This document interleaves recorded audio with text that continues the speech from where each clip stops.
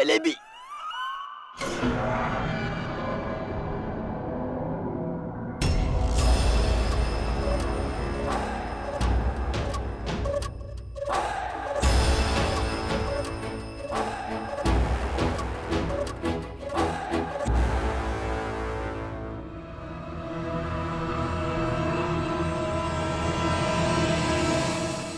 रुकी, का हो गइल? आप आज रात जल्दी सूत जाए, ज्यादा देर तक काम मत करिए, कल पूजा है।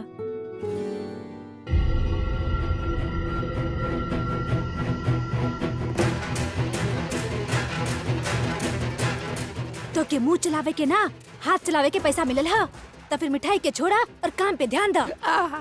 करत हैं। करा भैया जल्दी। वो करत हैं।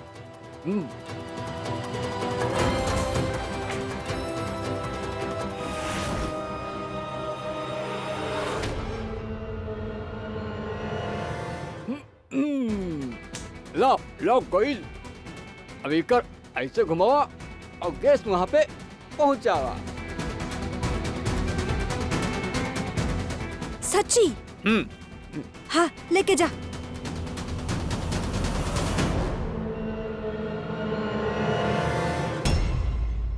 ना हम अपन पूजा के बात कर रहे हैं, अम्मा जी के पूजा के ना। देख जोन तू पूजा के बहाने हमरा करीब आवे की कोशिश करत तारू ना, ओकरा से कुछ ना होई। दूर रह हमरा से, फायदा में रहबो। दूर।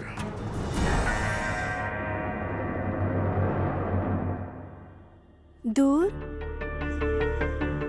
पति पत्नी के रिश्ते के साथ जन्म के हो खेला तो ओकर बात का होई ई ना पता। देवी माँ जैसन हमार साथ देवत आइल है, आप इनकरा भी साथ दी। कल हम आपके सामने दिया जला के आपन रिश्ता के भी एगो नया शुरुआत करब। इंतजार है हमके कल के। हमरा से तना अब इंतजार ही ना हो रहा। हम कल का कपड़ा पहनब। माँ जी हमार जेवर। अरे लड़की ज्यादा उछला मत, जाके सुत जा और हमरा के भी सुते दा। ना खुद सोवेली ना दोसर के सोवे देवेली। माँ जी अब का बा? खुशी के मारे ना हमके तो नींद ही ना आ रहल बा। उ देवी नाम के काटा हमेशा खातिर हमार जिंदगी से निकले वाला हा। कल सुबह जो देवी के साथ होके वाला हा, हमरा से तो इंतजार ही ना हो रहा हा।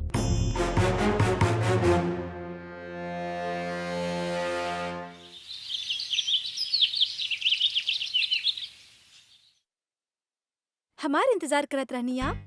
हम तोहर इंतजार काहे करी, हमके और भी बहुत बहुत काम बा। ई आप तौलिया लेके सुतल रहनी? हाँ हम तौलिया लेके सुतल रहनी। हम जाता नहीं, हमके नहाए के बाद। अच्छा। और वैसे भी तहार पूजा खातिर नहीं खे नहात हमके दफ्तर जाए के बा, एक खातिर जाता नहीं नहाए। और अगली बार सवाल मत पूछिया, हम कैसे भी सूती। हमार कमरा भाई, समझ में आयल?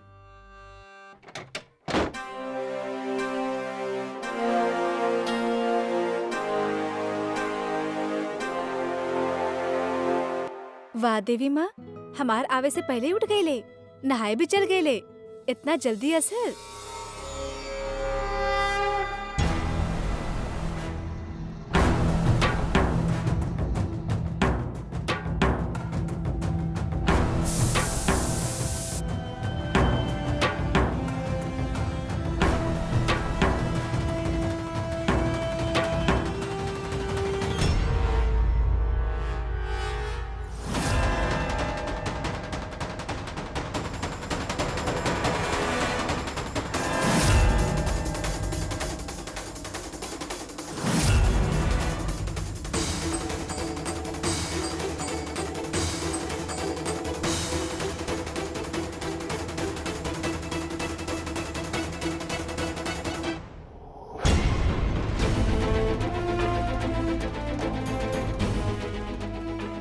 कब से इंतजार कर रहा है, पर अभी तक कोनो धमाका के आवाज आई और नहीं कोनो हादसा भइला।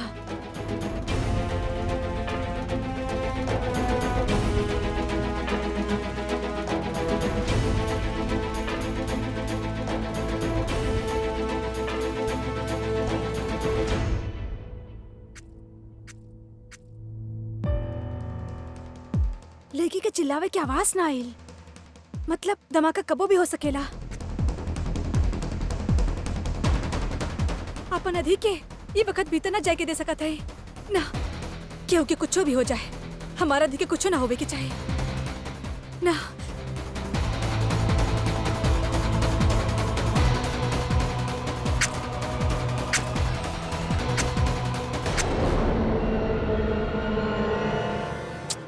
का हो गए? ये माचिस काहे ना जल रहा? देवर जी, अच्छा भैला आप ये मिल गए। अब आजकल घर में दिखाई ना देते हैं आप। काम बहुते बढ़ गई का? अब रात के भी काफी देर से आवत हैं। पता ना नींद भी पूरा होवेला कि ना, पर दफ्तर जाए के भी तो जरूरी है ना। अभी जी टाइम नहीं किया हमारा पास। देवर जी, वैसे तो अच्छा है कि आप सवेरे जल्दी जल्दी उठ जाते हैं। देखा ना, नहा भी लेनी।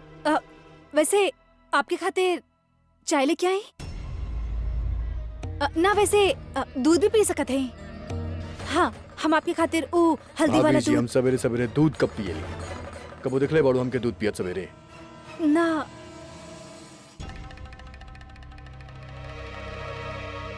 हमारा ना पास टाइम नहीं। जी ठीक है ना जी। हमार मतलब है अम्मा जी। का अम्मा कर जी। रहल बाड़ू उर्मी? का बात बा? ओ अम्मा जी, हम देवर जी के कहत रहने की कितना दिन हो गई ना हम सब साथ में चाय ना पीनी। अब हाँ, अरे हाँ, सही तो कह रहल बाड़ू तू अपन देवर जी से। बेटा जी, कितना काम करेला तू, रात की नींद भी पूरा ना करेला तू। देखा आँख कितना भारी हो गइल बा। ये आजकल का चलत बा घर में अम्मा जी और भाभी जी। अब चलो चाय पियल जाए ना, चलो। पर अम्मा जी हमके काम बा। अरे हम का कह रहल बानी, कितना काम करबा।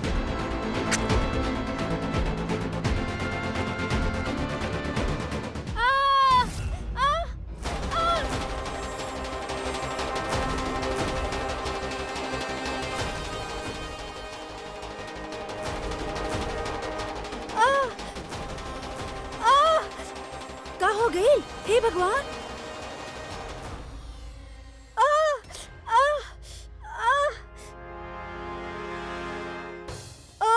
अरे का बात भले की? हाथ ता हटावा।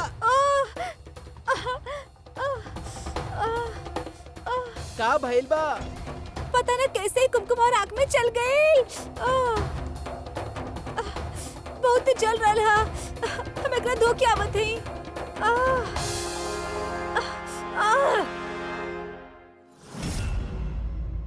ये सब का चलत बा अम्मा जी घर में? अब कुछ हो ना, चला नाश्ता कर लिहल जा। चलो चलो चलो चलो चलो।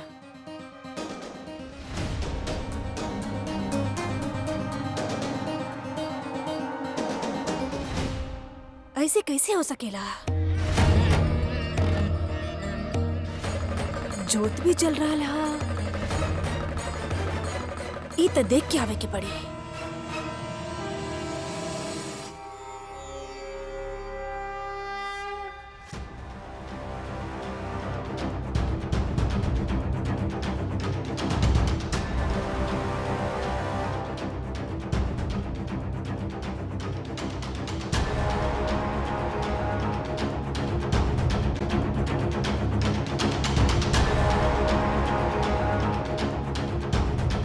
ये पाइप पर छेद।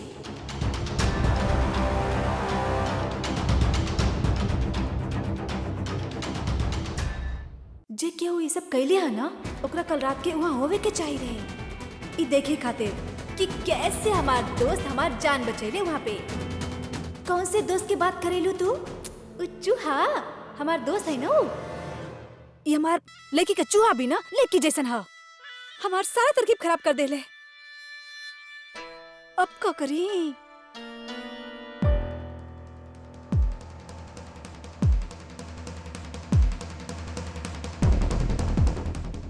माँ जी, हाय माँ जी, माँ जी, यह मत आवा। ना ना, आप उधर वापस से क्या जाइए। बात करत ताड़ू? मुंह से बोलो ना लड़की।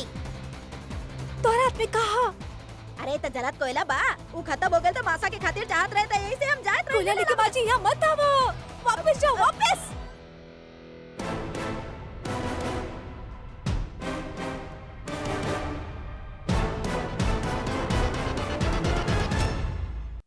सिलेंडर लगा के रख ले पानी हिया मत आवा अरे मत का आवा। भाई ले अरे जलता मत कोयला आवा। बात तू कैसन काय करा रे अरे हटा मत इधर से आवा। अरे लड़की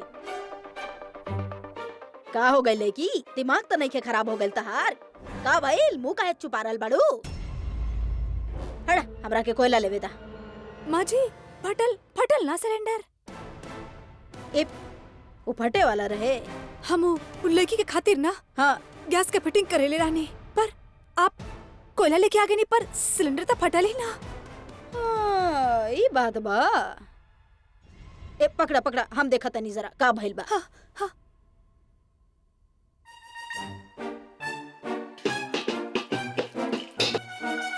ला ये तक खाली बा तोहार दिमाग के जैसन हाँ पर हम वो टाइम देख ले रहनी तो फिर कैसे ये तो फिर कैसे। अरे अरे लड़की हाँ ये बदबू कैसन हाँ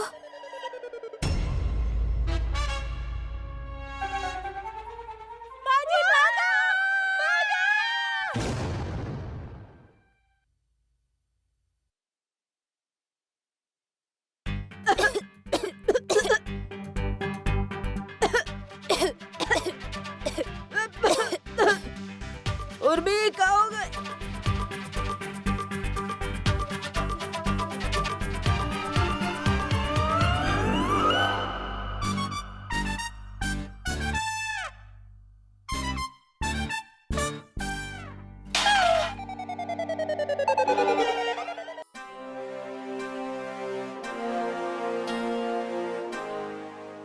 रुको के हो तू लोग ऐसे अंदर कैसे जा रहे हो।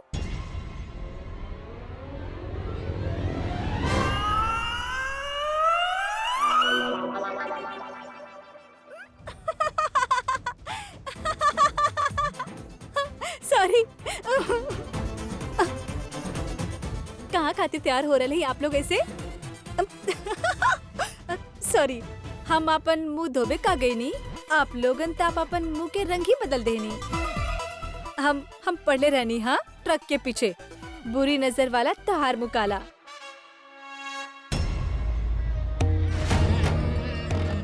बहुत जल्दी तो के रोवे के पड़ी लेगी बहुत ज्यादा हंस रहा हो। चलो माँ जी तोहार दिमाग में भूसा भरल बा का। अरे अकल बाकी ना तोहार एक गलती के वजह से आज पूरा रजावत हवेली खाक हो जाए। मनहूस कहीं के उ लड़की के तो तू कुछ ना कर पाइलू बाकी अपन मुंह पे काली पोत के आइलू और हमरा सामने खड़ा बाड़ू तू कुछ ना कर पाइबू तू। तरह के पता बा उ धमाका से अगर उ लड़की मर जाती ता हमार बदला ऐसे पूरा ना होके उ जब जब तड़पी हमार आत्मा के शांति मिली बाकी तू कुछ ना कर पाइबू। हमार बदलाता हमार बेटा जी पूरा करिए बाकी का करी वो भी अभी काम में उलझल बा। माँ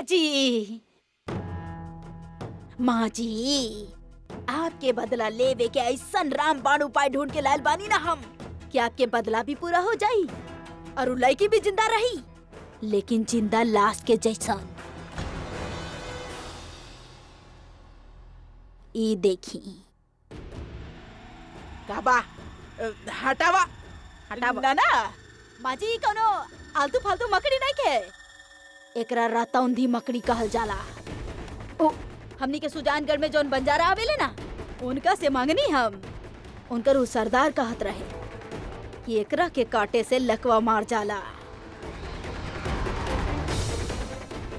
अब देखी हा एकरा काटे से उ लड़की जिंदा तर रही बाकी बद से बदतर जिंदगी जी।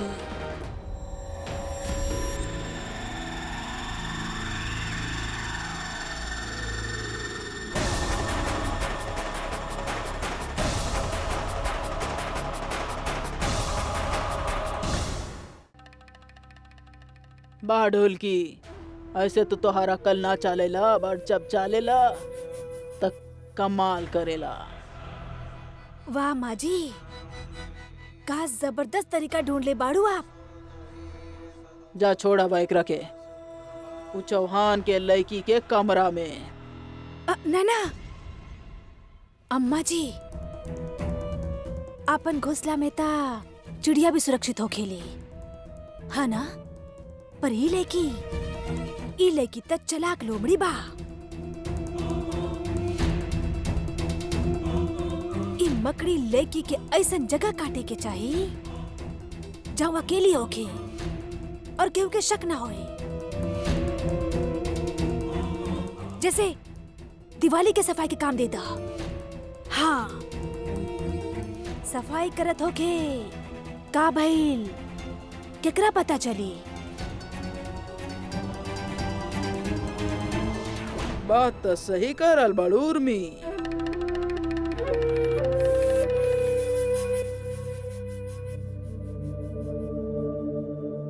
चला देवी, सब साफ कर ला, ई घर के भी और घर में रहे वाला लोगन के दिल के भी।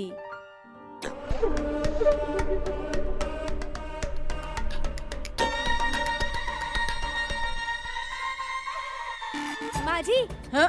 कैसे फूल दे रहा हूँ? अच्छा फूल दो ना।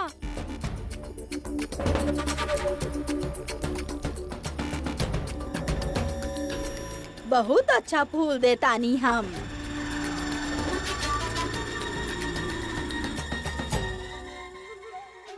हाँ, ई ठीक बा।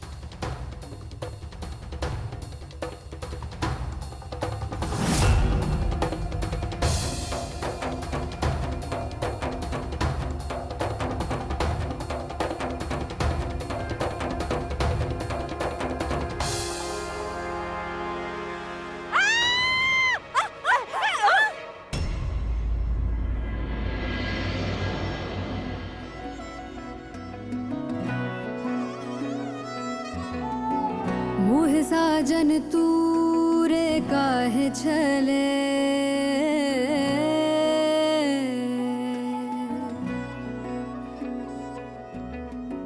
सब हारूं जो मन लगन लगे।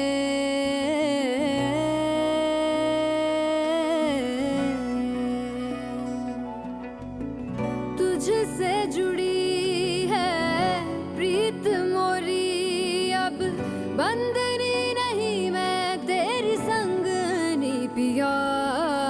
रंग रंग जाऊं जी तेरे ही मैं, हो जीत गई तो पिया मोरे, पिया मोरे।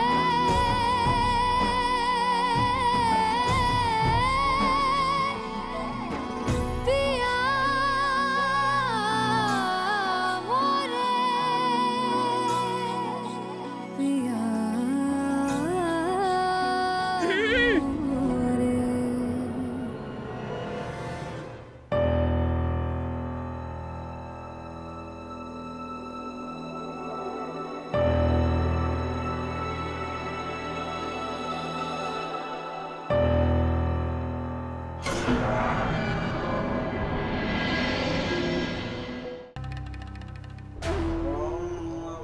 ना बेटा जी ना। वो लड़की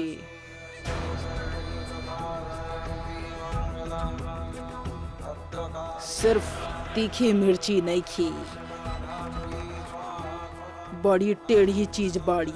बाकी ना ना, दिवाली के दिन तुहारा शुभ हाथ से रजावत हवेली में पूजा ना होई। का भइल? हमार ना आपके वहाँ पे गर्दन पे हाँ? वहाँ हमारी गर्दन हिली मत। ओ भगवान, अरे कहा? अरे कहा? अरे कहा रहे? गई दिखावा। अरे कहा रहे? दिखावा। अरे कहा बा? अरे बड़ी कानून अरे ये का लूट रहले हो? कहाँ रहे लड़की? वो काटना देले जे यहाँ पर है। कौन? अरे क्या? अरे मकड़ी मकड़ी तना रहे। मकड़ी मकड़ी हाँ हाँ लड़की ऐसन पड़ रहे। हाँ काला काला। हाँ ओकर बहुत सारा पार रहे। हाँ, हाँ, ओकर दांत रहे। हाँ सच में अरे ई तो हुए मकड़ी बा। रतौंदी मकड़ी तना काट देला। हाँ, ओकर काटे से तो उहो खेला। ओकर नाम भूल गए नहीं हम। लकवा पैरालाइसिस। वो कहल जाना ना, 100 सोनार के 1 लोहार के। छोट तो बहुत चाल चल लेलू तू। अब हमार एगो लोहार के चाल तू देखबू। हमरा पास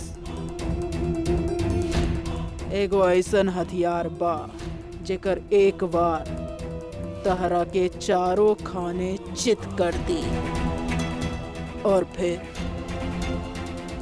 हमेशा खातिर तोहार मनहूस चेहरा रजावत हवेली से पार चल जाई। हम जानत हैं कि एकर कैसे इलाज करल अरे जाला। लड़की तो तू का मुहरा देखबू बोला ना का इलाज बा बोला ना। आप ना इनकरा ही लिटा दी। हम ले जाते हम लिटावत हैं। लेट चुप जाते होके लेट जाई। चलो लेटा, जल्दी से हमारा इलाज करा। ला हम लेट गए नहीं। अरे आप लोग इसे जल्दबाजी मत करी। इतना बड़ बीमारी है, हम ऐसे कुछ इलाज ना कर सकेनी ना। हमके ना अपन सर के पूछे के पड़ी वो कैले रह लेकर इलाज। हमके याद थोड़ी ना खतरा मोल ना ले सकेनी एकर इलाज खातिर। तो आप रुकी जरा। हेलो सर। कैसे नहीं सर आप?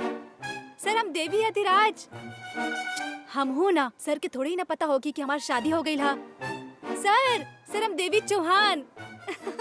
सर आप कैसे नहीं? आप सब ठीक? आप कैसे नहीं सर? अरे लड़की सारा दुनिया के पंचायत अभी कर लेबू। अरे हमारे इलाज के बारे में पूछा ना। सर आपसे को बात करे के रहे। सर उजे रतौंदी मकड़ी काटेली ना सर, तो सर ओकर बाद वो इंसान के का होखेला वो बचत भी हाँ। मैडम आप गलत जगह पे नंबर में ले ले। हाँ बचेला सर, पर ओकर इलाज का होखेला सर? हम कौन रतौंदी के ना जानत हई। ओके थोड़ा मुश्किल लग रहा पर। मुश्किल? सर कोनो और इलाज ना है सर? आप अपन इलाज पागल खाना में कराई। ई रॉन्ग नंबर है ना। ठीक है। अरे लड़की बोला ना का इलाज बा हमार। कैसे बताएं आप क्यों? अरे मुंह से बकबू। लड़की हमार प्यारी हमार बेटी मुंह से बोला ना। बोला का इलाज बा बोला। हम कुछ भी करे खातिर तैयार बनी। खाली बोला। उस जहर के असर काटे खातिर आपके ना डग के पट्टी खाए के पड़ी। इतना सब बात तक खा लेब ना। 4-5 किलो लेके आवा जल्दी। ना वो मतलब कुत्ता के टट्टी। ना हम ना खाए। हमरा से ना हुई। छी हमरा से बोले रानी हम आपके ना हो पाई आपसे। ना। माँ जी खाला ना का फर्क पड़ेला? ठीक ना होवे क्या आपके? चुप बेटा तू दाई से बोल रहल बाड़ू जैसे प्रसाद खावे के बोल रहल बाड़ू। खाला मासा तू खाला ना। हम काहे आपके बकरी काट ले बाला। आपके खावे के पड़ी। माँ जी हम अभी नौकर के बुलावत है और उनका से मंगवावत है। ए सुना जेठानी जी नौकर के ना बोले के चाहिए। आप ही कहली ना कि काम चोर हा और भरोसेमंद ना हा। सोची अगर उनकरा कुत्ता ना मिलल और उ लोग संडास में जाके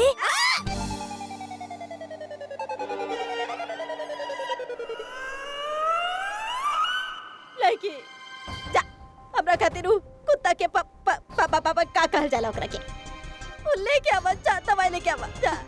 माँ जी हम कैसे कुत्ता के हमार हमरा खातिर माँ जी पर हम कैसे जाई? जा लेके जा। मालकिन आप बुलाई नी? हाँ माँ जी।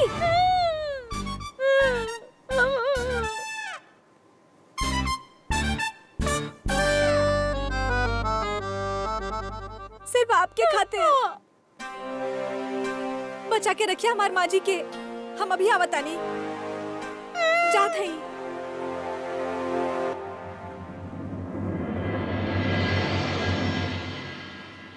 सारा बात समझ लेला, जाने ला ना गलती के कोनो गुंजाइश नहीं खे। कोनो सवाल बा? हाँ माँ जी, सब समझ गए ने। आप बेफिक्र हो जाए, काम हो जाए।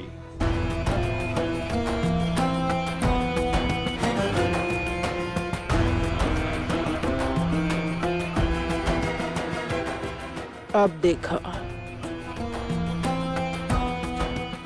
कैसे निकलेला आवाज ओ तीखी मिर्ची के। ओ, मकड़ी जरूर जरूर कहीं घर में ही घूम रहल बाड़ी। ओकरा ढूंढे के पड़ी, पता न कहाँ बा। हमरा तो डर लग रहल बा फिर से वो मकड़ी हमरा के काट लेलस ता। ओकरा जल्दी से पकड़ा और ले जा घर से बाहर, ओ ना तो फिर से काट ली। हाँ, 1 मिनट, अभी आप मकड़ी के ना आपन चिंता करी, इलाज करे क्या ना आपके। लेकिन बाकी जल्द से जल्द इलाज करे के पड़ी ना, न तो हमरा के तो लकवा मार दी। हमरा के बहुत टेंशन हो हाँ रहा भाई पता न ढोलकी, कहाँ शोर मचा रहल बाड़ू तू? का बताई माँ जी का हाल हो रहल भाई बांसुरी के। जौन मकड़ी हम ई लड़की के कटवावे खातिर ले ले रहनी ना, वो मकड़ी हमरा के ही काट देलस।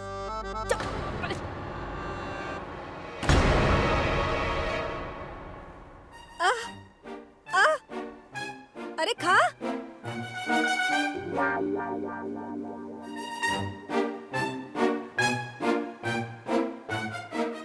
कितना खाएबा, हक भी दे अब। आला आला अच्छा से खा ला। हमार मतलब ई जौन देवी बड़ी ई लड़की हमार प्यारी हमनी के बहुरानी बिटिया ई हमार इलाज कर रहल बड़ी। माँ जी ई ना अभी वो दिल्ली में बात कैली, वो बहुत बड़ा डॉक्टर बारे। वो कहले कि ई जहर के इलाज ऊ कुत्ता के ऊ बना खाए से जहर कम होई त हम कहनी की कर दे इलाज। वाह, इलेकी कहली और तू मान ले लू। इलेकी कम नहीं खे, चालाकी करताड़ी तारा साथ। ठीक है, मत करवाई हमरा से इलाज। आप केहू और दूसरा डॉक्टर के पास ले जाइए इनकर। कोनो बात ना, पर अगर रास्ता में इनका कुछ हो गई तो हमारी जिम्मेदारी ना। हाँ, और वैसे भी हमके लकवा लग जाए यही खातिर आप ले ली रहनी मकड़ी के। आपके इलाज भी हम ही कर रहे हैं और ऊपर से शक भी हमरा पे। मतलब ये तो उहे भइल ना, उल्टा चोर कोतवाल के डांटे।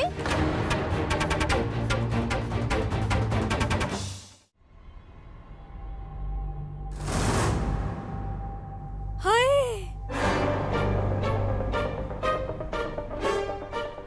ओ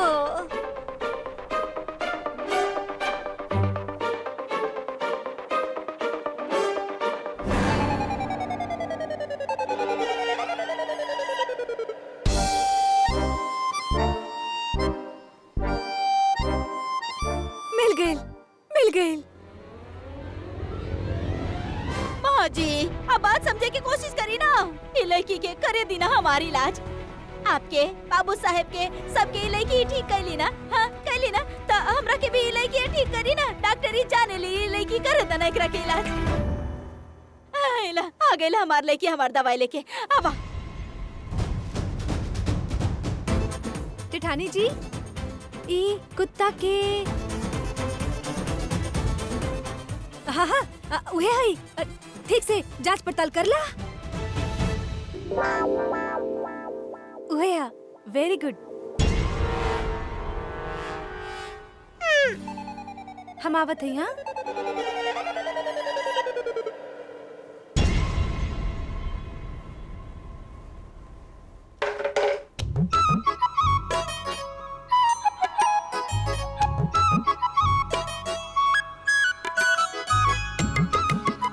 या तो तू बहुत अच्छा एक्टर हो देवी, या ये लोग बहुत ज्यादा बेवकूफ।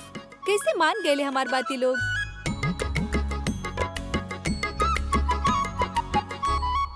तू हो ना लड़की तारा के मूर्ख बना रहल बाड़ी और तू खुशी खुशी मूर्ख बन रहल बाड़ू।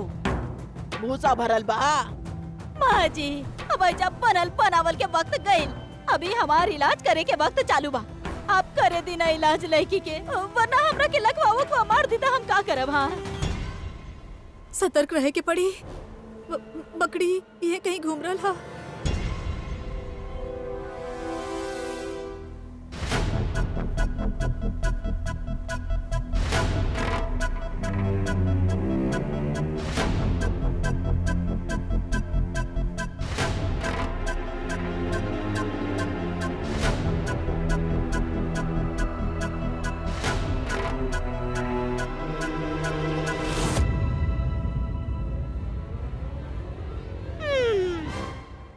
के पड़ी आपके। कड़वा काढ़ा समझ के पीली माँ जी।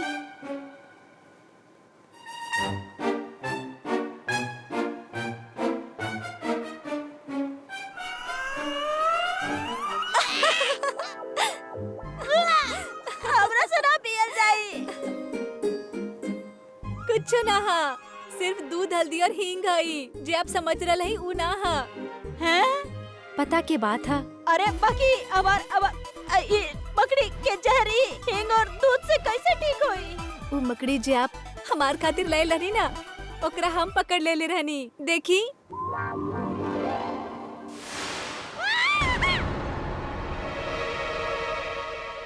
तो डरी मत, आपके कुछ ना हुई। एकर मतलब तू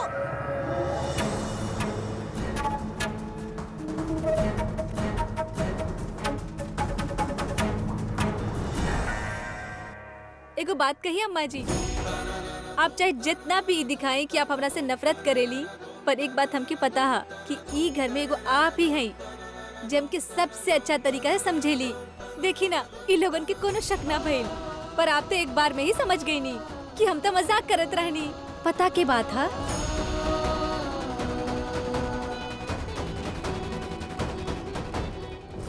कहल जाला ना, दोस्त से ज्यादा दुश्मन के समझे के पड़ेला। लड़की तारा के तो हम तारा से ज्यादा जाना तानी। तरस आवेला, तारा के पता नहीं के का हाल होखे वाला बातो हाल।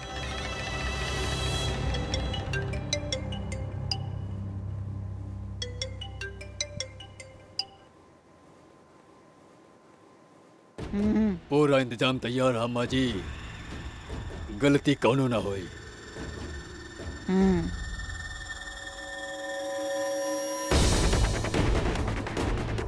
बड़ा दांत दिखाते फिरेलू ना, देखा ला जितना हंसे के बा हंसला, काहे कि अब लड़की तू रोवे वाला बाड़ी और हंसे वाली हम। हाँ विजय, का चलत बा? हमार मतलब ई बा के देवी अधिराज रजावत के नाम से तू जो शेयर ले रले, का भइलो कर? जोन कंपनी के शेयर खातिर आप कहले रही, ओकर तो सारा शेयर डूब रहा है। हमारे हिसाब से ई सौदा बहुत घाटे की हुई। आप कहीं तो बेच दी। ना ना ना, जब तक हम ना कही तब तक ये शेयर बेचे के जरूरत नहीं खे। ई सौदा में हमके नुकसान के चिंता नहीं खे, समझ ले? हाँ।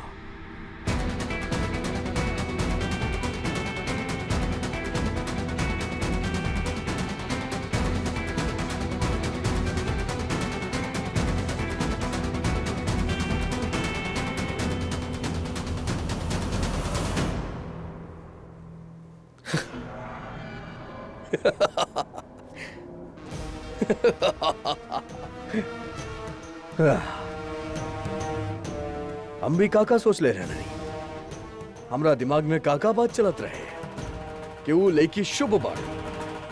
अरे वो लड़की शुभ कैसे हो सकेली? ना ना ना ना ना, हम भी ओकरा नाम से शेयर खरीद लेनी। अगर ये लड़की शुभ होत तो हमके नुकसान ना होत, मुनाफा होत। पहला बार अधिराज रजावत, तू कुछ गलत सोच ले पर कौनो बात ना, संभल गई नहीं। हम गिरे से पहले संभल गई नहीं। चला तानी। हम क्रिसु से वादा कर ले कि दिवाली पे हम सब मिलके रंगोली बनाए, लेकिन वो अपन ननिहाल चल गई। ओकरा बिना कुछ अच्छा ना लग रहा है। भैया जी अच्छा ही भइल ना, उलग चल गई ले। वैसे भी कुछ दिन से कितना बुरा हो रहा बा, खासकर कृषु के साथ। वहाँ गई है तो ओकर मन बहल जाई, है ना? हाँ तो ठीक कहता है।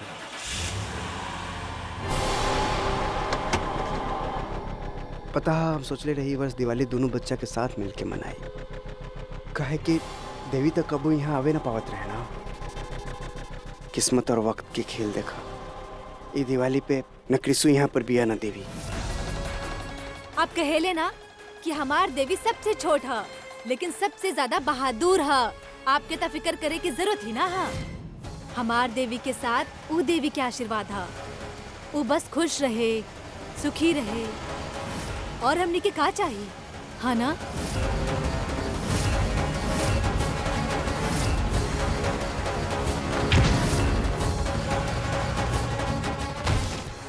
भैया जी!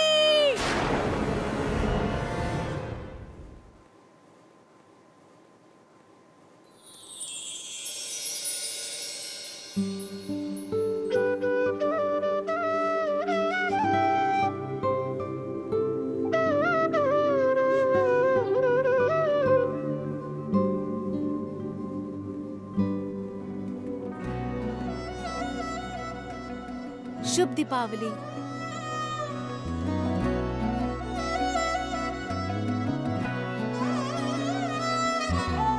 मोह साजन तूरे काहे छले,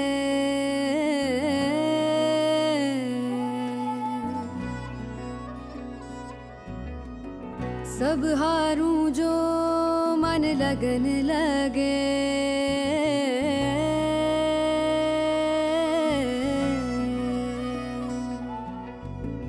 तुझसे जुड़ी है प्रीत मोरी, अब बंदनी नहीं मैं तेरी संगनी पिया।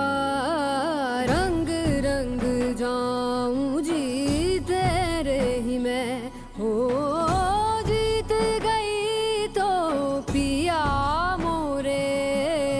रंग रंग जाऊं जी तेरे ही मैं, हो जीत गई तो पिया मोरे।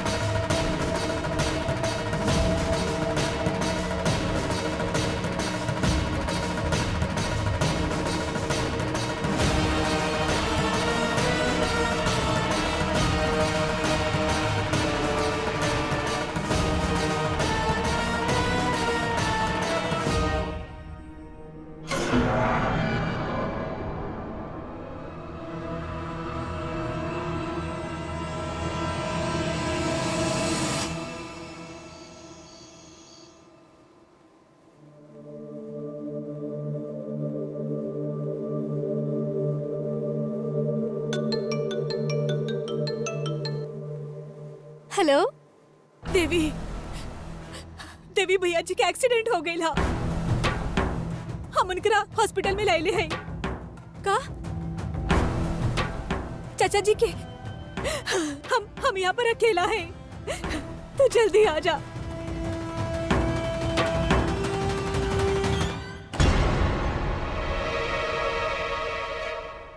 रुका,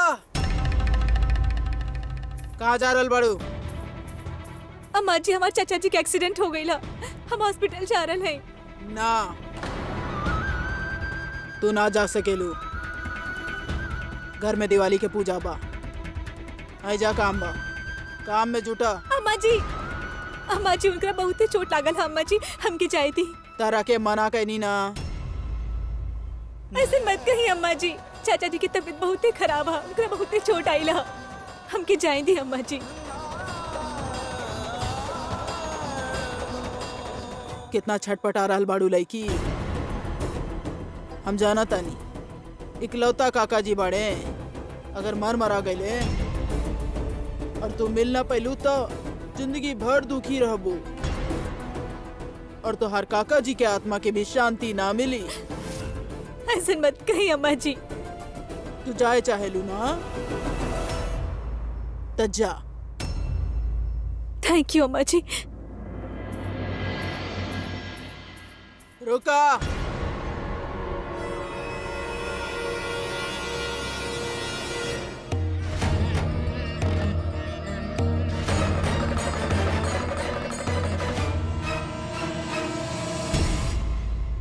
एक बात याद रखिया लड़की, अगर एक बार तू ई हवेली के दहलीज पार कैलू त हवेली के दरवाजा तहरा खातिर हमेशा हमेशा खातिर बंद हो जाई। फिर भी जाए चाहेलू त जा। अम्मा जी,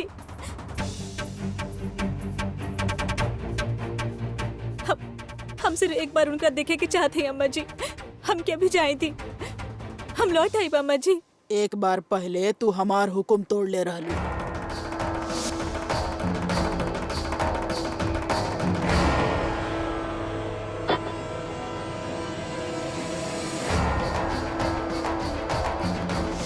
और तू हवेली के भीतर आयल रहलू।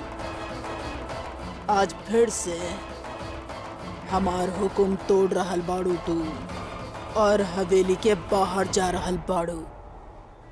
एक बार चौखट लांग के देखा, फिर हम दिखाएब कि तोहरा खातिर ही हवेली के दरवाजा कैसे खोलेला। जा।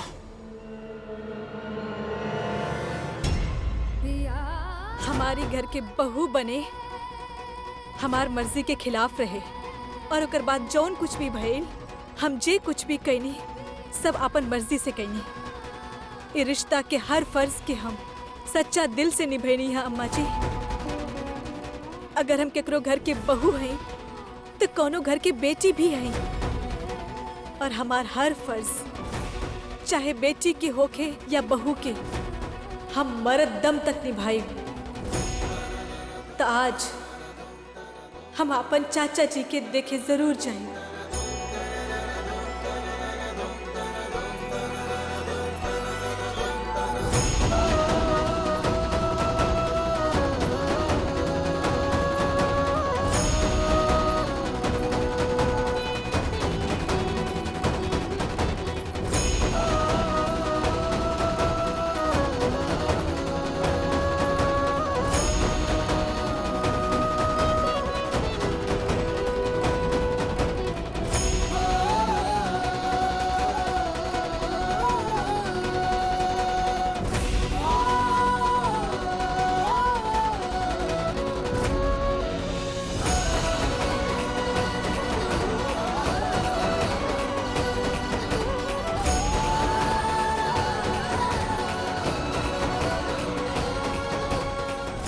अब देखा तानी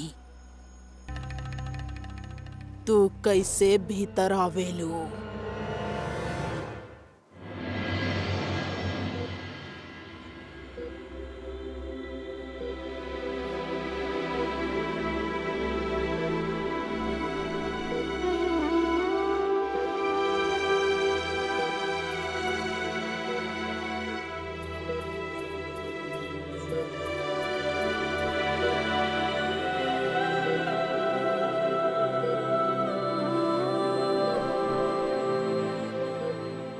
डॉक्टर साहब, हमार चाचा जी ठीक तो है ना डॉक्टर साहब? उनका ज्यादा चोट तो ना लागल ना? और इंटरनल ब्लीडिंग आप चेक कहीं कब कब ना ब्लड क्लॉट्स और बीपी, इनका बीपी ना बहुत जल्दी हाई हो जाला डॉक्टर साहब, आप चेक कहीं ना? आप शांत हो जाइए, घबरावे की कोनो बात ना। इनका अभी नींद के इंजेक्शन दे दिले हैं ताकि अच्छा से सो सके। देवी माँ, लाख लाख शुक्र है आपके। रिश्ता कितना अजीब हो खेला। अब लड़की के चाचा जी के एक्सीडेंट भइल त फिर लड़की के त जाए के ही रे, पर सोचा ई बात जब हमारा अधि के पता चली कि वो लड़की अम्मा जी के मर्जी के खिलाफ उनकर अपमान करके घर से भागल हा, तब फिर वो लड़की और ओकर परिवार के दुर्गति त निश्चित था। और अगर पीछे दिमाग के कर अम्मा जी के, हम तो मान गई नहीं अम्मा जी के, नागिन भी मर गई और आवाज भी ना भइल।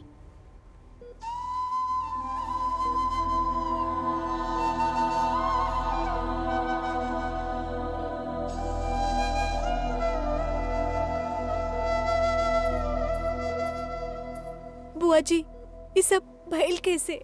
हमके तो कुछ पता ही न चलल। हम दिवाली के छोटा मोटा सामान लेके घर जात रहनी, पता ना कहाँ से अचानक पीछे से एगो टेम्पू आइल और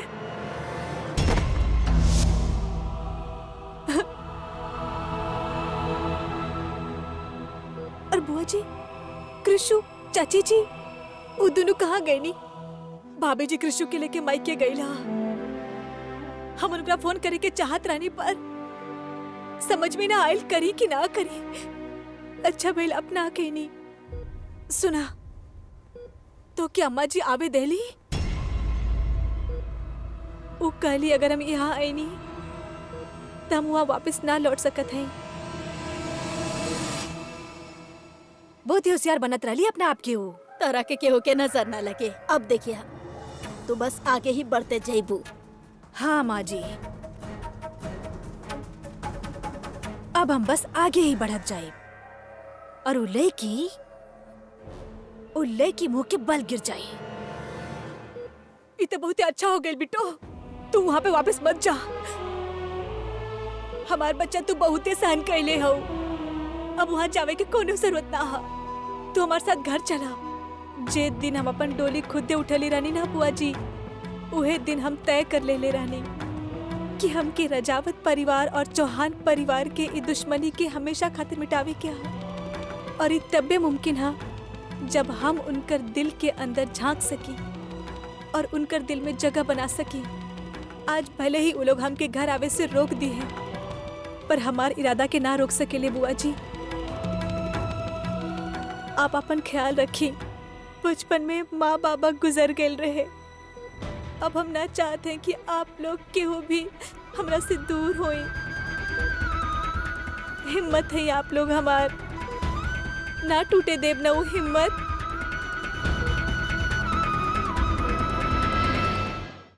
बुआ जी, लक्ष्मी पूजा खातिर मुहूर्त निकलल जा रहा, हम घर जा रहे हैं। आप ख्याल रखिए अपन और इनकर। चलत है बेटा, 1 मिनट।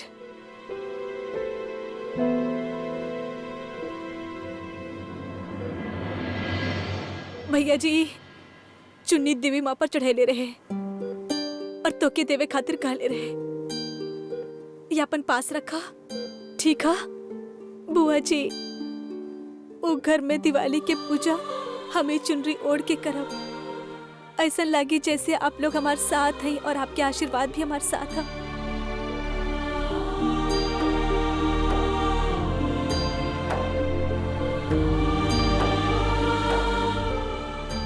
बिल्कुल रोआ मत। संभल कर जा, ख्याल रखा।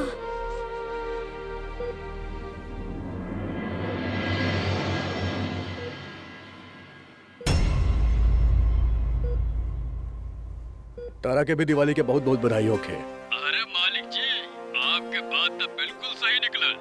तो का कहा तारा, हमके कुछ समझ में नहीं आवत। अरे वो जो शेयर आप देवी अधिराज रजावत के नाम से ले रहे ना, वो कंपनी के शेयर था आसमान छू रहा है। ई का कहा तानिया? तू तो कहत रहले कि बाजार मंदा चलत बा। बाजार तो मंदा चल रहा है, पर सरकार के नई घोषणा ने वो कंपनी के तकदीर ही पलट देली। हमार बात मानी मालिक जी, तो ये शेयर हम बेच देत हई तिगुने दाम पर। शुभ दीपावली।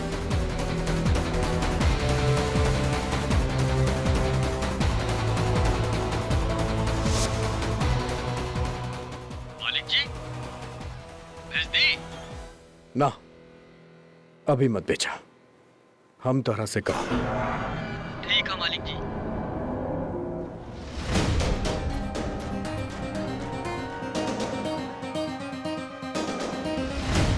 उर्मी, दरवाजा बंद करा।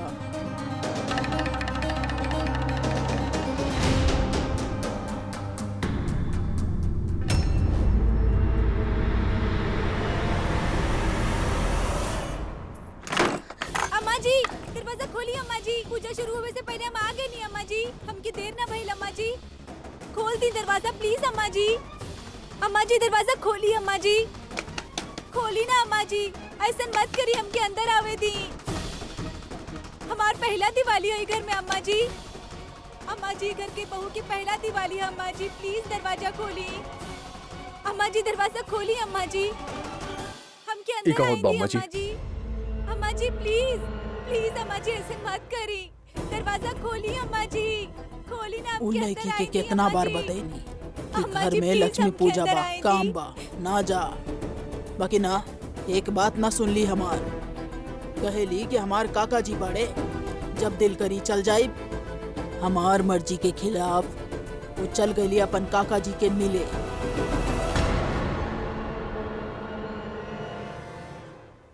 बेटा जी तू तो जाने ला हमरा के हमार हुकुम के बिना ही हवेली में एगो पत्ता भी नहीं लेला।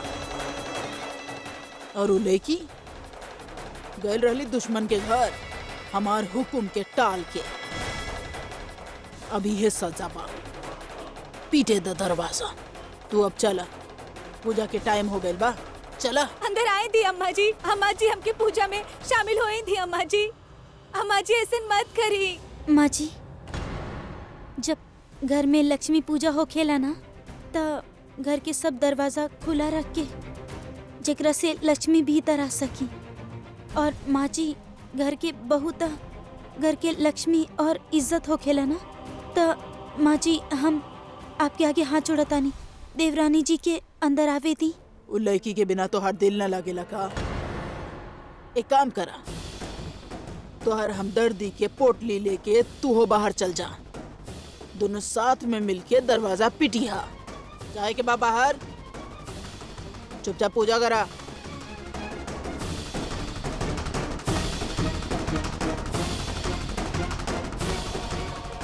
हम अपन वादा पूरा कहनी अम्मा जी, हमके अंदर आए दी अम्मा जी।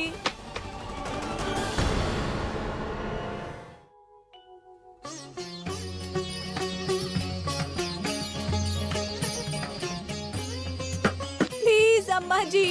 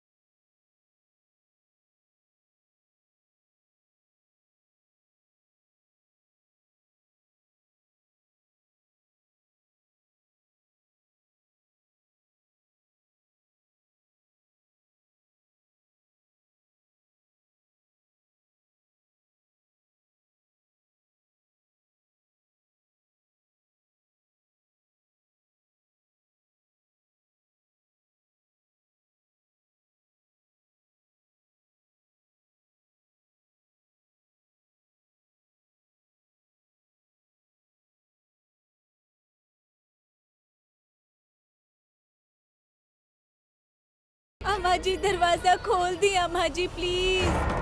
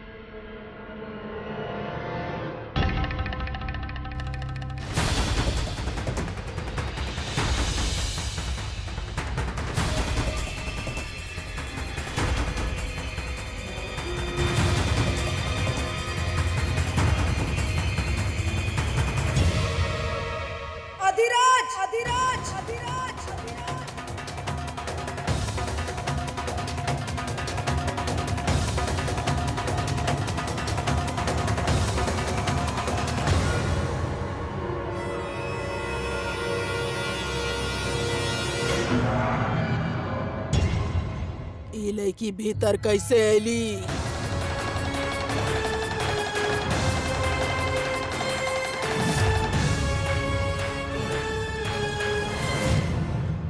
हम पूछनी लड़की भीतर कैसे ऐली? के खोलस दरवाजा? जहाँ विश्वास होखेला अम्मा जी, वहाँ दरवाजा अपने आप खुल जाला।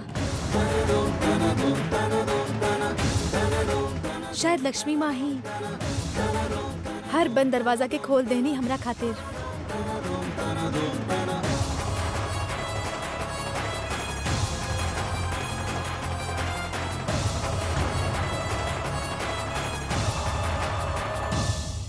हम जाना तानी दरवाजा के खोले बा।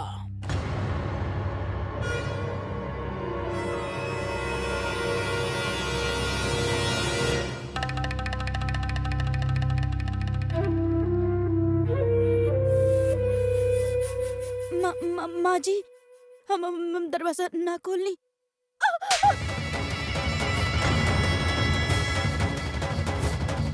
ऊ लड़की के केहू खाना ना दी 4 दिन तक।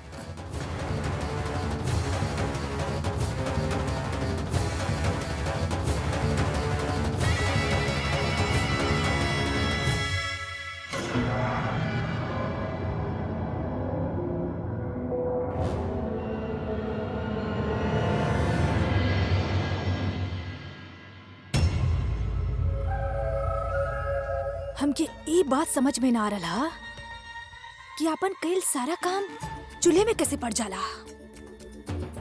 और ये केसर बहू में इतना हिम्मत कि अम्मा जी के फैसला के खिलाफ जाके दरवाजा खोल दे। जैसे एगो गंदा मछली पूरा तालाब के गंदा करेली ना, वही तरह ऊ चौहान के लड़की के साथ रह रह के केसर दुल्हन के पार निकल आइल बा। आज हमरा खिलाफ जाके खड़ा हो गई। अब तो केसर दुल्हन के बड़ा सबक सिखावे के पड़ी।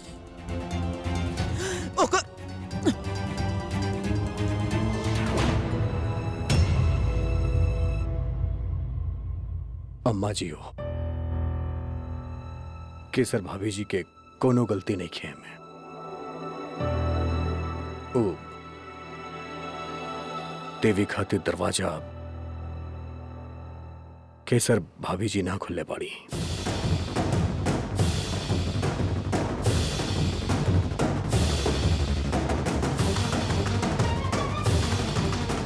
अम्मा जी हो, ओ देवी खातिर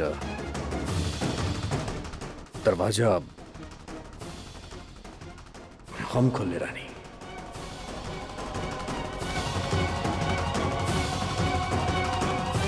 ना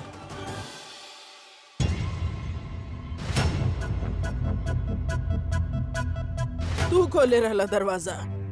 उ दुश्मन लड़की खातिर हमार मना करे के बावजूद दरवाजा तू खोलला। केकरा बचावे चाहेला तू?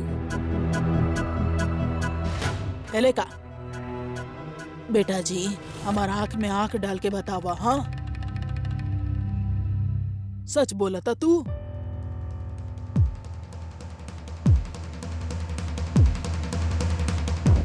उ लड़की खातिर दरवाजा तू खोले रहला, अब काहे बता रहल बड़ा? ये बात तो तू पहले भी बोल सकत रहला ना। अम्मा जी, हम तोरा के अच्छा तरह से जाने ली। अगर ये बात हम सबके सामने कहती तो हम जाना था नहीं कि तारा के दुख होत। ए खातिर वो बस यह खातिर अम्मा जी। काहे कहला है संतू? अब तो हर माँ जी के शब्द के ओकर हुकुम के कोनो मोल ना रहल। आज राजावत हवेली में हीरा राजावत के अपमान भइल बा, और ये अपमान और केहू ना, कोई बाहर वाला ना, हमार बेटा जी कहले बाड़े। काहे? आज से पहले तो कबो हमार बात ना टल्ला, ताज का हो गई? बतावा हमरा के। हम जाने चाहता नहीं, सुने चाहता नहीं तोहार मुंह से। अधिराज रजावत चित्रा खातिर ओकर माँ जी से बढ़ के और केहू ना रहे। वो अधिराज रजावत आज पूरा परिवार के सामने अपन माँ जी के शब्द के मान न रखलस। काहे कैलस? जेठानी जी मत रोई। आप भी घर के ऊ बहू हैं जिनकरा ये लोग बदला खातिर ना खुद चुन के लायल रहले। ज्यादा देर आपसे नाराज ना हुई हैं। हम दोनों भी ना बारी बारी एक दूसर के बस चुप करावत रहे नी, और हम आपके बात मानत है ना। चली आप भी हमारी बात मानी। इतना बुरा पानी हम इन बात के सजा दे देले हमरा के। हम चाहत रहनी आपके दरवाजा खोलल, पर माँ जी के आदेश के खिलाफ ना जा सकत रहनी हम। आपके जितना बहादुरी भी नहीं किया हमरा में। ए लड़का, कहीं ऐसा तो नहीं खे ना कि वो लड़की के सुंदरता के सामने तो हर माँ जी के ममता हार गई? ना अम्मा जी, ना ना ना, ऐसा कुछ नहीं खे। अम्मा जी तू हमरा खातिर सबसे बढ़ के बाड़ू। पर हमके ऐसा लागेला कि उ लड़की हमार धंधा खातिर शुभ बाड़ी, ई परिवार खातिर शुभ बाड़ी। तू होश में तो बड़ा का बोल रहा बड़ा? तहार कहे के मतलब ई बा कि उ लड़की के ई हवेली में आवे से पहले तुहार धंधा में नुकसान रहे, रजावत खानदान के शान और शौकत कम रहे। अभी देखा, फिर से हवेली के देखा, ओकर शान पहले भी बरकरार रहे और आज भी बरकरार बा। अम्मा जी तू समझे के कोशिश काहे नहीं खे करत अम्मा।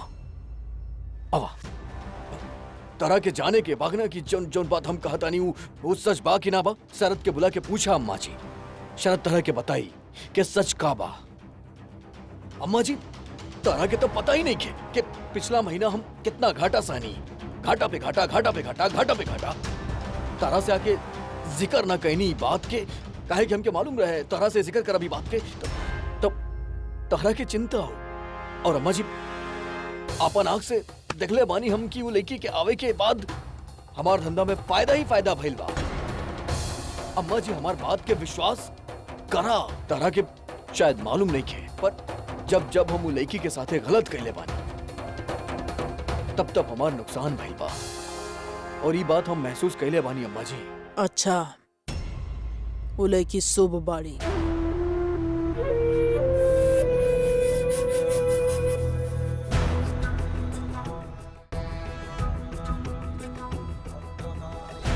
तू चाहेला का कि वो लड़की के सही मायने में अपन दुल्हन बनावे चाहेला,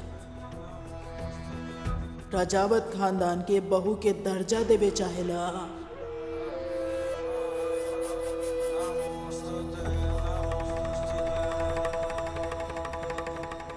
माने की तो हर दिन रात के मेहनत के सहरा तू लड़की के सर पे बांधे चाहेला?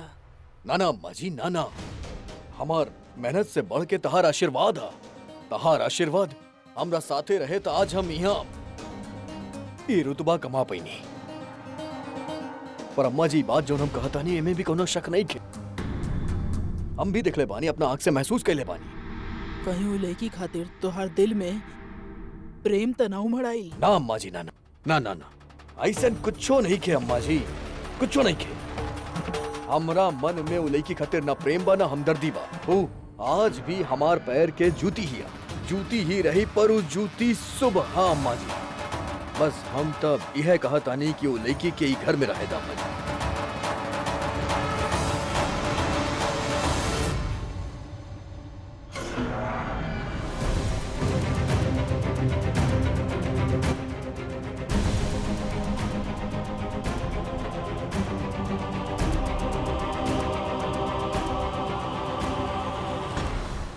अच्छा आपके पता है अगर कृषु यहाँ पे हुई तो का कहती? कृषु कहती कि बारिश बंद करी और छाता बंद करी। मतलब ई छतरी बंद करे से ना बारिश अपने आप रुक जाला। करी छतरी बंद, करी बंद करी। हाँ, देखी बारिश बंद, अब रोवे के ना हा। हैप्पी दिवाली। हाँ, आपके कमरा में गए रही, वहाँ ना मिली तो हमके पता रहे आप कहाँ मिला। इली खाना खा।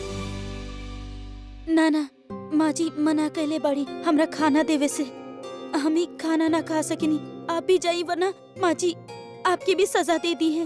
कितना चिंता करे लिया आप, खाना खाई यहाँ दिराज भेज ले है। और वो अम्मा जी के कह दे बा भाभी जी खातिर दरवाजा अपना वो खुद खोल ले रहे।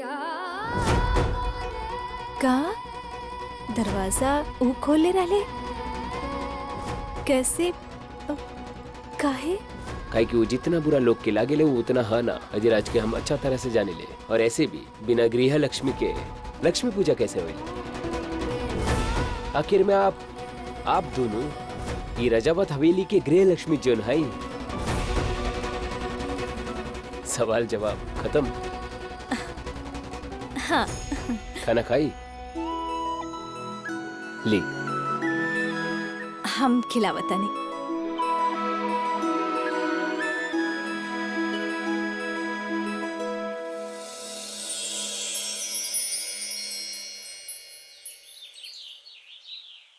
ये घर के महारानी बने के चाहत रहलू उर्मी, पर अब देखा कैसे तो के गोबर में बिठा देले हा।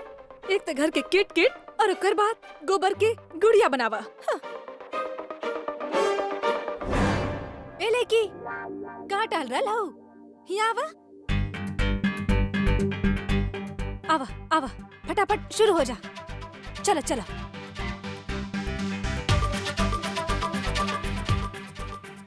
ई गाय के गोबर हा और ई भूसा, एकरा उठावा और भूसा मिला के ना ई छोट छोट ना गुड़िया बना ला। चलो। पर हम ही काहे बनाई? काहे करी मतलब? तू रुका, हम एगो काम करता नहीं, अम्मा जी के बतावत हई। वैसे भी हमार काम ना है, अम्मा जी के हुक्म बा। और बताई कि कैसे आपके हुक्म पे ना ये आपकी नई की बहू ना पंचायत बैठेले बड़ी। फिर तू अपने आप समझा लिया अम्मा जी के। तो के करे क्या तो करा और ना करे क्या तो मरा। हम तो चलनी बड़ाई। देवरानी जी आपके पता बा ई गोवर्धन पूजा बा ना मारवाड़ी लोग खातिर बहुत शुभ होखेला। एमे ना सबसे ज्यादा जरूरी बा ई अंकुट, और ओकरा से भी ज्यादा जरूरी बा ई गोबर में भूसा मिला के छोटा छोटा गुड़िया बनावल जाला। पर जेठानी जी गोबर के गुड़िया से के खेली? एकरा से खेलल थोड़ी ना जाला, एकरा से तो पूजा कइल जाला। बरसन से ही हवेली में ही पूजा हो रहल बा और बस प्रथा बाई परिवार के जन होखत जा रहल बा। अच्छा, फिर तो हम ही गोबर के गुड़िया बनाई और पूजा भी करब। अच्छा देवरानी जी, आपके काका जी की तबीयत कैसन बा? सुबह ही बात भइल घर पे, ठीक है अबू। चला अच्छा बा।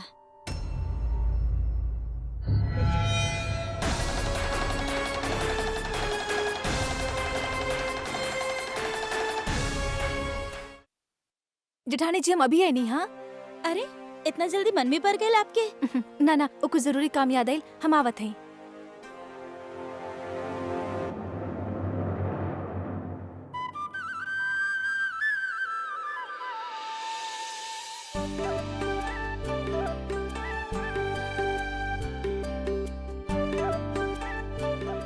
अब का चाहिए?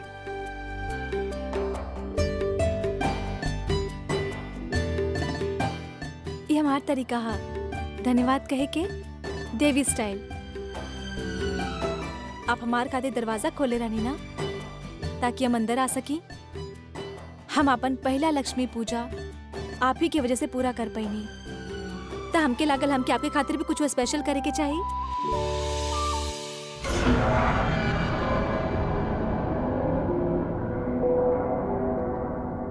हमके ना तारा ऊपर तरस आवत बा। का चलत बा? सोचत का बाड़ू तू? का लगल तारा के क्या का तारा खातिर दरवाजा खोल देनी तो हमरा मन में तारा खातिर प्यार जाग उठल, चाहत जाग उठल, तारा के माफ कर देनी। गलत समझा तारू तू, कुछ नहीं किया ऐसन। सुनी, आपकी पिछला बार पसंद आयल रहे नहीं, यही खातिर हम खास आपके खातिर ही बने नहीं। बंद कर अपनी नाटक।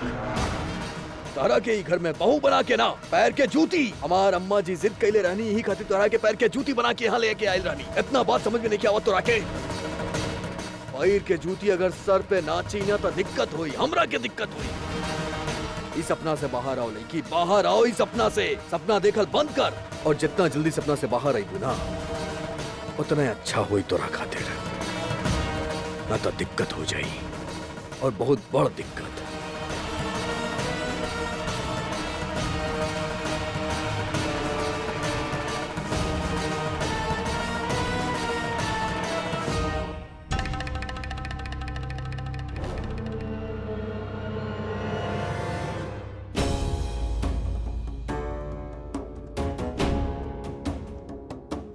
दुल्हन हुक्का पिला दा।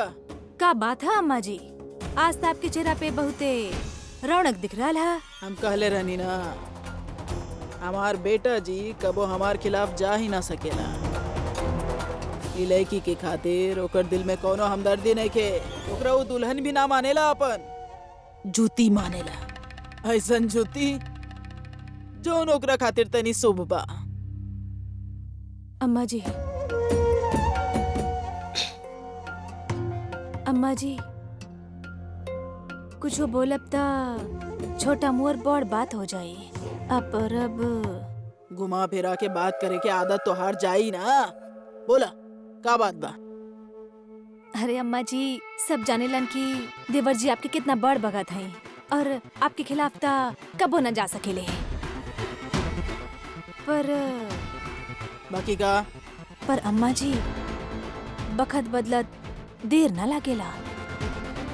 अब देखी ना, देवर जी पहले तो लड़की से आपके जितना ही नफरत करत रहले ना, पर अब वो लड़की उनकरा खातिर शुभ हो गई, बदल गई ना बखत। आज तो देवर जी लड़की के हाथ के बनल खीर फेंक देले, पर हो सकेला कि कल लड़की के हाथ के बनल खाना भी शुभ लगन लग जाए, तो फिर का करे? अम्मा जी, बीमारी के इलाज जितना जल्दी कर ली ना उतना अच्छा होखेला, ना ता पूरा शरीर में फैले के खतरा होखेला। खूबसूरती जितना मीठा होखेला ना अम्मा जी, उतना ही जहरीली होखेला। चौहान के लड़की रजावत के बहू बन गई, और रजावत हवेली पे राज करी।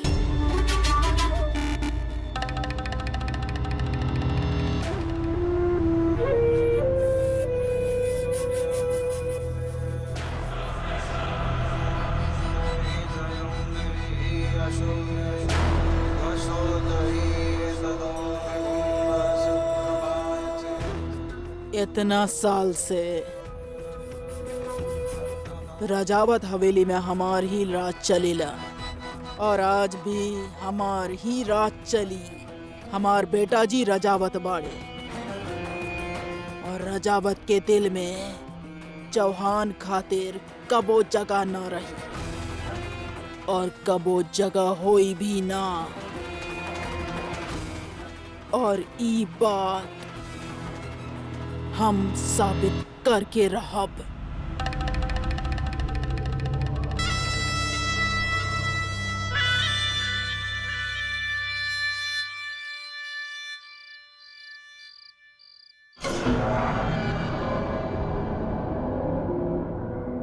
कहाँ जा रहल बड़ा? अम्मा जी,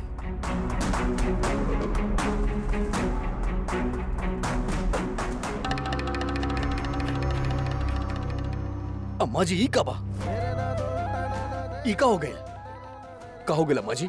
का हो गए तो रखे? अरे अरे क्यों बा? भाभी जी, ई के? चौका है गैला बेटा जी, पहला बार देख रहल बड़ा ना अपन माँ जी के रूप में।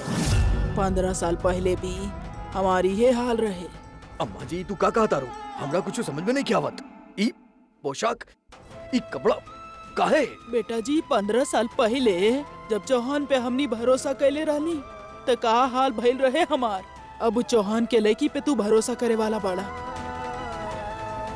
तो हमार भविष्य तो ये होके वाला अम्मा जी हम कोनो लड़की पे भरोसा नहीं करत के तरह से कहलस कि हम वो लड़की पे भरोसा करेली तहार अधिराज तारा पे भरोसा करेला और केहू पे ना।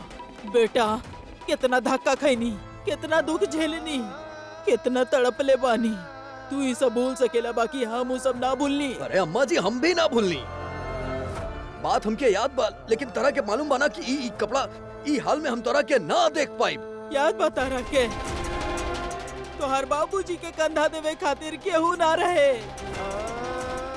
तो कंधा के देलस, तो हर छोट छोट हाथ और विधवा माँ उहे रहले जे कंधा देलस, बाकी कौनो ना। तू खुश रहा, तू आगे बढ़ा, दुश्मनी तो हमरा के निभावे के बाना, निभा ले। अरे ना अम्मा जी ना हम कुछ ना भूलनी, हमके सब कुछ याद बा। 15 साल पहले जो हमरा साथे भइल सब कुछ याद बा। हमके मालूम बा कि हमार बापूजी के तोहर सब कुछ याद बा, कुछ ना भूलनी। तहारी बेटा कुछ ना भूल। का कहा तारू तू कहा था पूरा दुनिया ठीक बा तो कर साबित कि तू हमार बेटा जी रहला, हमार बेटा जी पाड़ा और हमार बेटा जी रहबा। वो लड़की के खूबसूरती के जादू तारा पे ना चलल। कर साबित कि तू अपन बाप के मौत के ना भूलला। कर साबित कि तहार माँ के वादा तारा के याद बा। कर तू साबित। तू बोला का करे के बाद दुनिया जला दे, पूरा चौहान खानदान के मार दे, पर अम्मा जी तरह से बढ़ के हमरा खातिर कुछ नहीं खे। तू बतावा का करे के बाद बोला। त लगा दा दाग उ लड़की के बदन पे, मार द रजावत के दुश्मनी के मोहर।